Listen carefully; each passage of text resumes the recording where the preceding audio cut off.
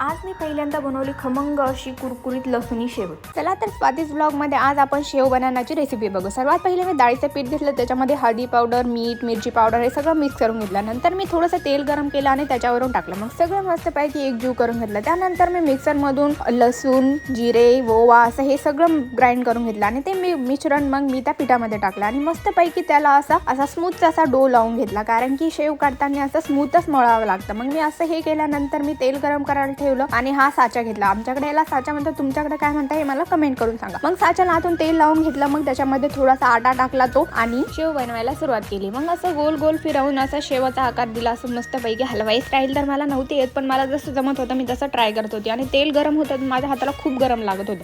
मग अशा प्रकारे माझी शेव मस्त अशी कुरकुरीत बनली आणि मग मी ती काढून घेतली। अशा प्रकारे मी सगळे माझे जेवढा आटा लावलेला होता त्याची शेव बनवत होते आणि जेव्हा आपण शेव तेलामध्ये टाकतो ना, तेव्हा गॅस थोडा मीडियम ठेवला आणि शेव मस्त अशी कुरकुरीत बनते। अशा प्रकारे मी सगळे शेव एकामागे एक चालू होतं। तोपर्यंत आमचे सतीश म्हटले की काय बनवते, मग मी त्यांच्यासाठी तर मी स्पेशल शेव बनवत होते।